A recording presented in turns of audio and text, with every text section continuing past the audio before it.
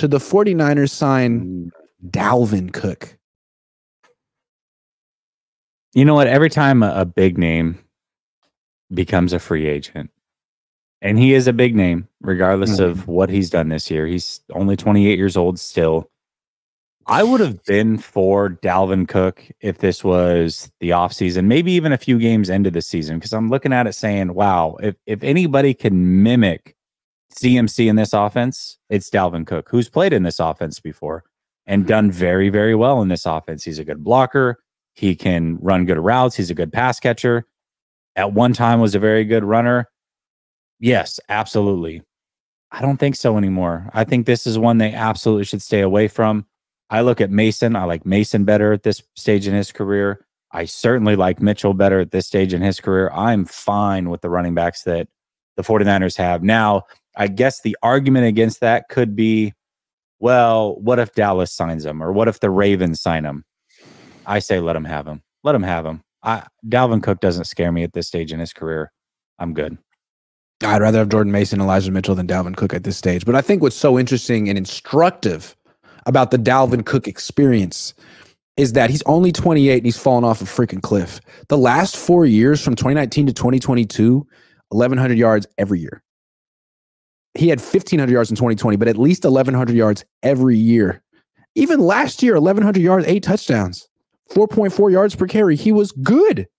Now, this year, 214 yards on 67 carries and 3.2 yards per carry. So running backs fall off a cliff. We see it all the time. It's not when they hit 35 or 30. A lot of times it's at 20. It's around 28 years old. Look at Zeke. Well, how old?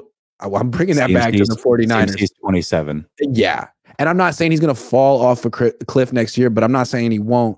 He just pulled his calf. These things happen quickly. I'm not saying that has to be careful with Christian, but you have to understand that these things could be fleeting. This could be the year. This could be the last great year Christian McCaffrey has, or next year could be the last great year. Don't take it for granted. No, you're absolutely right about that. And I've been talking about it all year, to the fact that this year has to be a year that they win. Because if I told you that CMC, after all the touches he got this year at 27, turning 28 next year, was going to lose it, with the evidence that running backs tend to around this age, yeah, you wouldn't be that surprised. If I told you that George Kittle fell off next year, or Armstead was a shell of himself, Trent Williams retired, there's so many things that could happen. You just never know. I mean, we watched a 49ers team under Harbaugh completely lose all their best players overnight, unexpectedly. So they're like, oh, who's the coach? Our D-line coach? Right. So that's it. So you have to take advantage of these situations. This year is their best opportunity to get it done. They have to get it done this year. And you're right. I don't think CMC will, but I mean, God, you can't predict these things. When it happens like that, and there's nothing you can do. You see it happen all the time, and I always go back to fighting, MMA and boxing. But you see it happen where fighters seem almost untouchable, and then out of nowhere they get shocked and knocked out, and then everybody's knocking them out. It's like, how the hell did that? Saw it with Roy Jones, Anderson Silva, some all-time greats, and you didn't see it happen, or you didn't see it coming, and then when it happened, that was it. It was over for them. So, I mean, this guy was it wasn't long ago that I thought he was as good as, he was like a top 5 running back in the league. He could sort of do a little bit of everything. And now no one wants you. You're done. It's over. And it's gone. Like, okay. Well, and based off of his season last season, he was a coveted free agent. When the Jets got him, it was like, oh my God, the Jets with Aaron Rodgers and Dalvin Cook. Are you kidding? With Breece Hall? No, he's a shell of himself. Yeah. All right. Well, good luck, Dalvin. Get some super chats. No, we got you. Dave Barclay. Grant Cohn's content creator tree is deaf deeper. I think so. I think so, man. So many talented people. At least 15 people that don't even mess with me anymore still got their start, and I'm proud of it. Dave Barclay says, seen grown men run with 71 coming at them in Jacksonville. 71 is special.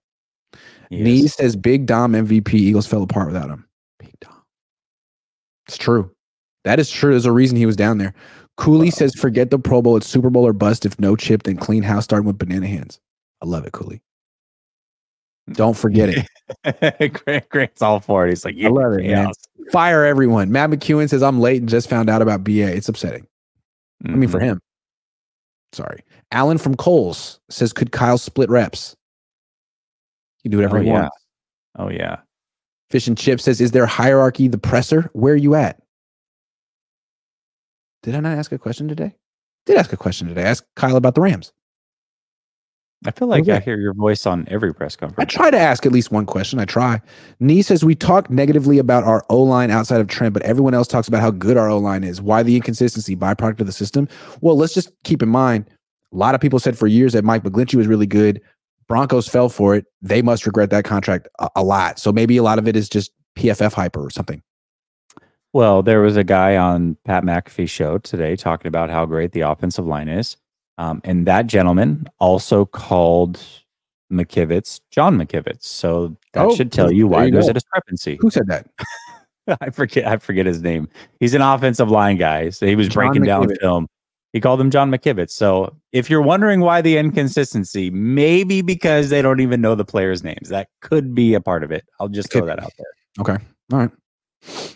Adam Gardner says, yo, Grant, why are some of your viewers going at Larry lately? What did he say? I don't really understand the content creator wars, and I try to stay above it. But I think something about Brandon Ayuk. I don't know. Or maybe something about another content creator. I don't know. But you know what, Adam? That's a better question for Larry. Why are you trying to get me in the middle of stuff? I see what you're doing, Adam. You're a $9.99 instigator, and I don't appreciate it. Yeah, what? Hold on a second. Why does it have to be why does it have to be Grant's viewers as if he's like sent them to go over there and start some sort of war? Like maybe you should look at what that gentleman's saying on his platform and maybe you would understand why. I didn't even understand the question. Yeah, Adam, I don't know, man. I'm not in charge of my viewers. And plus, they're not my viewers. These people watch all the content creators. Isn't that true? Not my viewers. They're Niner fans who watch multiple shows. Adam, Dave Bart. I mean, I feel like a lot of people watch me and Larry and Jesse and Ryan, right? I feel like you obviously were over there, so you've been at both channels. Are you a Grant viewer or a Larry viewer? Do you have a t-shirt? Say, I'm a Larry viewer, but I dabble with Grant a little bit. Dave Barclay says, if Dak doesn't play, does Trey or the Rush? Dak has to play. If they lose and Philly wins, I think Philly wins the division. So Dak's going to play, I would assume. Who's Philly playing? They're going to lose. A team? They're going to lose. I want to know who Philly's playing. They're Giants. They are probably going to lose. The Giants will beat them because the Giants are a team.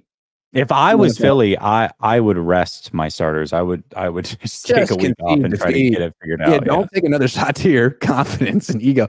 Matt McEwen says, laugh my freaking ass off. Someone in the chat said Jesse cost him 200. Listen, hold on, Matt. To be fair, I did say, don't tail me. I don't want any of that juju. But however, I am going to take credit for the people that won. I will take, but I take no credit for those of you that lost. Do not tail me. I am not betting myself.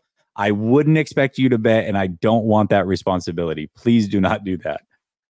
Official BNA Music 88 says Brock's caddy said Brock is going to prove you wrong. I don't understand. That one's above my head, man. But I liked your he did a electric guitar rendition of it was good. Yeah, it was great. Anyway, Fish and Chips, other teams platoon 2 running backs, not Lil Shanny, no. It does seem like there are 5 players that can dictate their own playing time on the Niners and can pretty much are not coachable. Are coached. Trent Williams, Christian McCaffrey, George Kittle, Nick Bosa, Fred Warner. Is that Shanahan's rap name? If he was a rapper, is that what it would be? Lil Shanny? I think so. Shanny F, baby.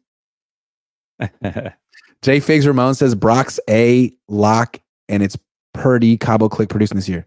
Brock's a lock and it's Purdy Cabo Click producing this year. Is Brock going to get invited to Cabo because he can't afford it? How's that going to work?